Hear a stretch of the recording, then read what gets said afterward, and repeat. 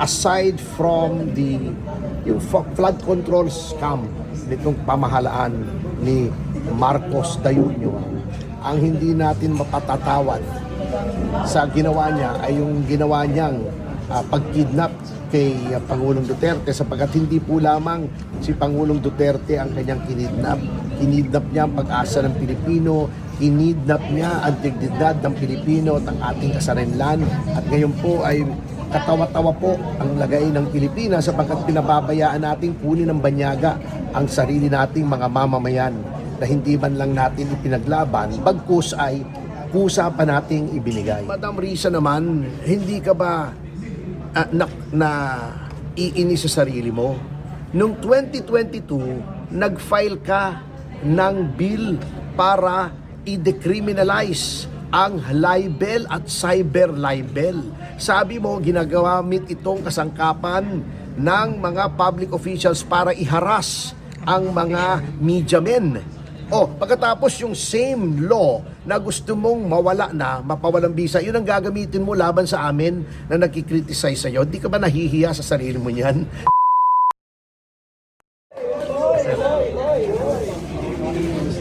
Dapat kanina pa ako, napakasama driver ko. Alam hindi pala alam. Mapicture sa akin. Mainit ang ulo ni Atty. Topacio. Picture ng galit si Sir. Masarap magpa-picture ng galit eh. Galit. Kahit galit, pugi pa rin eh. Atty. wait lang ha. Isa pa. Interview ko na sana si Atty. Ang problema sa mga Atty. Teka lang. Teka lang. Mga ano kayo ha. Isang minuto lang. Nagkagwapo. Orasan ko, ha? Mensahe po sa bago-bago lamang na balita ay pumanaw nga ang kapatid ni dating Pangulong Rodrigo Duterte. Mensahe niyo po. Ay nalulungkot po kami siyempre sapagkat hindi lamang ito isang malaking trahedya ng pamilya, ngunit sa ginawa nilang kabulastugan kay Pangulong Duterte, siyempre ay nalulungkot siya roon at hindi man lamang niya madalaw yung wake o yung burol ng kanyang kapatid, hindi siya makapagpugay for the last time at syempre mag-isa siya roon at wala siyang kasama sa kanyang dalamhati. At alam niyo po, aside from yung flood control scam nitong pamahalaan ni Marcos Jr., ang hindi natin mapatatawad sa ginawa niya ay yung ginawa niyang pagkidnap kay Pangulong Duterte, sapagkat hindi po lamang si Pangulong Duterte ang kanyang kinidnap. Kinidnap niya ang pag-asa ng Pilipino, kinidnap niya ang dignidad ng Pilipino at ang ating kasarinlan. At ngayon po ay katawa-tawa po ang lagay ng Pilipinas sapagkat pinababayaan nating kunin ng banyaga ang sarili nating mga mamamayan na hindi man lang natin ipinaglaban, bagkus ay kusa pa nating ibinigay. Okay. Thank you. Thank you, Atty. Thank you po. Thank you. Thank you. Picture. Attorney, congratulations! Winning tayo kay Risa. Filing mo. Di ba natin pwede balikan? Sir, gusto namin i-vlog yun. Sir, Ano masabi mo ng sir, ano reaction about sa mo? flood control na sa Ilocos Norte? Di yung cyber libel. Di, pasagot muna tayo sa kanya. Ano ba? Isa-isa lang. Mahina ang kalaban. Siya muna, sir. Siya muna. Sige, kayo. Flood control ng about sa Ilocos Norte na may mainit kasi na issue yan. Yun nga di ba, yun nga ang sinasabi natin, lahat ng investigasyon ay moro-moro lamang sapagkat nililihis nila sa tunay na issue. Kita nyo, di ba? Pinuputya nga si Vince Dizon, lahat pinupuntahan niya. Pati sa Davao, doon siya naghahanap, wala naman siyang mahahanap doon. Ilocos Norte ang tinuturo ni Manong Chavit. Hindi naman nila pinupuntahan. Bicol, hindi nila pinupuntahan. Bulacan, anong ginagawa ngayon sa Senado? Yung Blue Ribbon Committee. Sinasabi nila may 3 senador silang idadawit. Tuwing papunta ang yung daan na tatahakin ng investigasyon kay Martin Romualdez ay nililihis po ni Ping Lacson. Anong gagawin ng BRC? Maglalabas sila ng preliminary report tatlong senador ang idadawit nila. Bakit? Sapagkat yung mga senador na yon ay ang malaking posibilidad na bumoto for acquittal of VP Sara. Nire-raid na nila ang Senado, nineutralize na nila ang mga senador na hindi kampi sa kanila para ang matira yung kampi lamang sa kanila. Obvious naman eh. Kita nyo, ang dami nagsasabi kay Martin Romualdez, yun na lang pag-aari ni Martin Romualdez sa Spain, nilabas na ng mga pahayagan kung sinong maaring dami o mga front doon sa pag-aari na yon. Pinatawag ba ni Ping Lacson? Wala. Maglalabas sila, si Cheese, si Joel Villanueva, si Jinggoy, sapagkat yun ang mga alam nilang boboto against the impeachment of VP Sara, against the conviction of VP Sara. Alam na natin eh. Talagang they are setting the stage. Yes. Sir, maiba naman po tayo, sir. Yung tinanggap ni Risa Hontiveros yung hamon niya, nakasuhan kayo.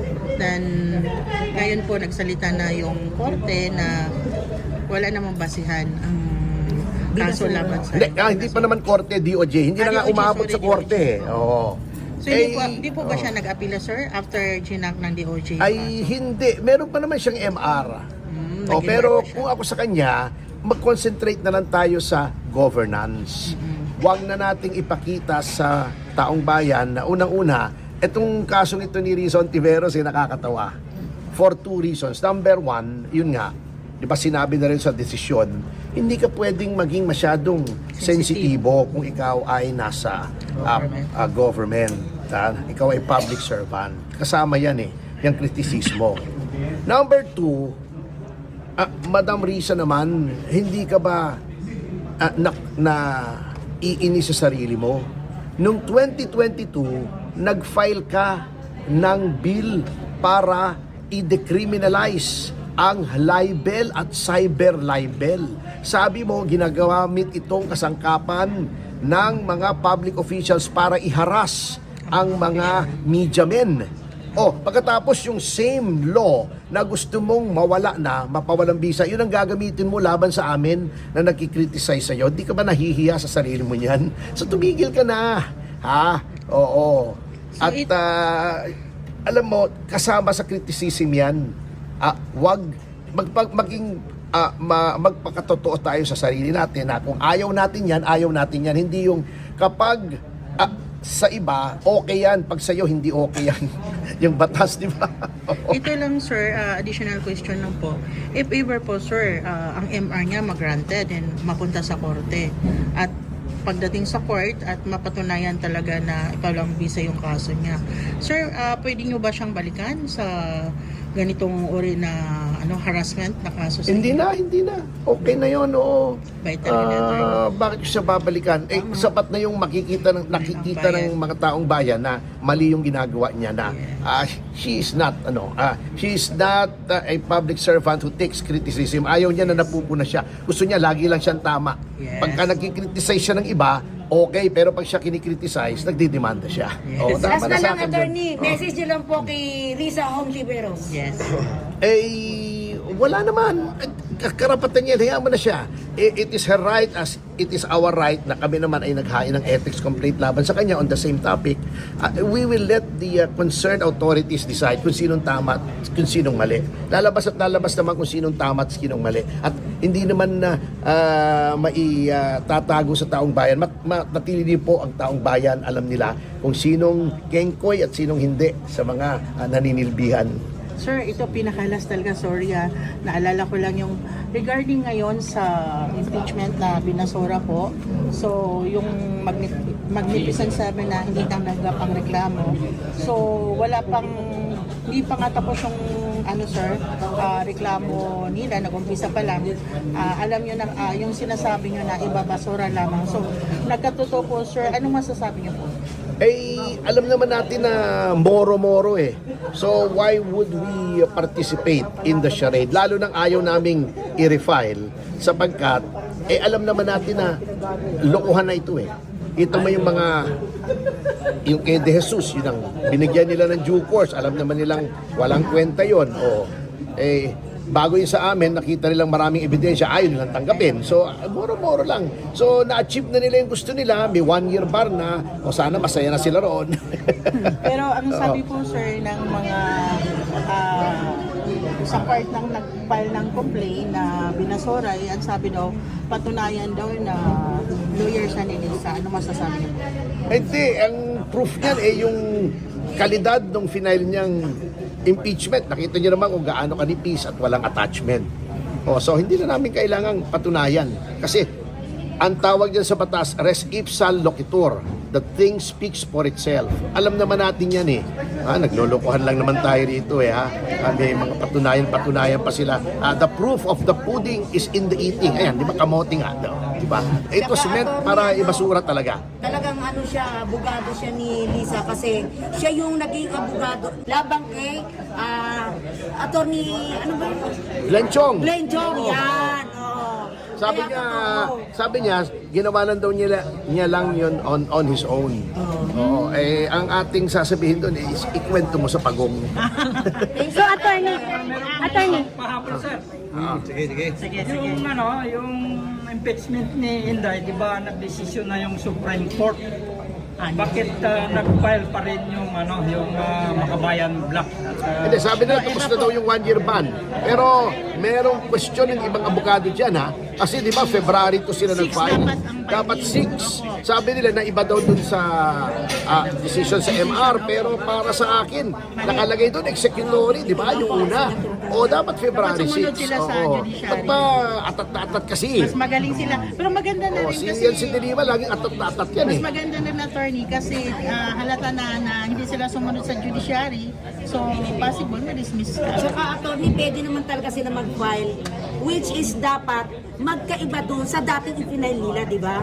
Na dapat mas malalim at mas malawak. Hindi po pwedeng ulitin kung anong ipinail na nung last year, di ba? Pwede naman kasi technicality ito procedural ito Pero ang akin... Dapat sumunod sa judiciary na February sumunod 6. sila. Ang problema puro bendalo Naging kultura na ng pamahalang itong bendalo, hindi po pwede yun lahat na lang bendalo. So, ano yun, sir? Ano pong masasabi nyo ngayon dito sa mga vloggers na nitong mga nakaraang buwan ay pinuputakti po kayo through social media na bakit kayo maniniwala dyan kay Atty. Topacio wala pa namang naipapanalong mga kaso, mga ganun po yung nila pinapalabas sa kanilang mga social media. So ano pong masasabi nyo ngayon sa kanila, sir? Ay, mag-research sila kasi sa Korte Suprema pa lamang, ayoko na sanang magyabang, kaya hindi na ako nagsasalita sa Korte Suprema pa lamang 6 na ang panalo nating kaso. Yung unang-una, yung sa North Luzon Tollway, ayan, alam ni Manang Aimee yan, akong abogado niya roon. Yung Marcos versus Manila North North Luzon Tollways Corporation na in-invalidate yung claim nila na pwede silang maglagay ng toll. Number 2, yung Duterte Youth, yung hindi makaupo si Wena Guanzon, diba? Dahil mali yung pag-substitute. Number 3, yung Arroyo versus Secretary of Justice. Sinabing hindi pwede na mag-issue ng whole departure order ang Secretary of Justice, hukuman lamang. Yung Arroyo na yung kay FG, yung sa chopper case, sinabing walang probable cause. Yung plunder case ni Ginang Arroyo, di ba? Na sinabi ng pinawalang visa ng Korte Suprema, yung pagbasura ng demarrer to evidence, kaya nawala ng kaso si Mrs. Arroyo. Hindi, wala pa sa Korte Suprema. Korte Suprema pa lang ang pinag-usapan natin. Yung Ong versus Blue Ribbon Committee, sinasabing hindi pwedeng basta i-contempt without due process. Di ba? 6 na yun. Supreme Court pa lang yun. Iba pa dito sa baba. Hindi pa Yung nagsasabi ng wala akong panalo, siya mismo 2 beses na dispar History yun, walang ganung abogado. 2 beses. Record breaker yun. Isang hirit na lang, sir. Ano po ang masasabi ninyo sa pag-welcome back ni HOR Martin Romualdez? Na dinumog siya doon. Na dinumog po siya kahapon doon sa HOR. Sa Kongreso. Ganun ba? Apo. Di maigi, masaya siya. Alam mo talaga. talagang dudumugin ka. Maraming Kung, pera. kung Hawak mali-maleta ng pera ng bayan. dinideliver sa'yo, baka talagang dudumugin ka. Kailangan ng mali-maleta para dumugin dito. Attorney, pwede po makuha yung reaction niyo po doon po sa recommendation ng Senator Rodrigo Video na kasuhan po yung mga tatlong senador doon kasama sila Senator Joel Villanueva, Chis Escudero at saka Yun nga ang sinabi ko kanina, di ba? They are setting the stage para ma-convict si Sara Duterte. Kasi itong mga to, most probably, boboto to against impeachment against conviction. So, then, nabawasan pa silang isa kasi tinatakot pa nila ng arrest warrant si Senator Bato. Tinatanggal na nila yung mga tingin nila boboto for acquittal. So, they're setting the stage. At ginagamit nila si Ping Lacson. Thank you so much. Thank you, attorney. Search nyo. Tara doon sa loob na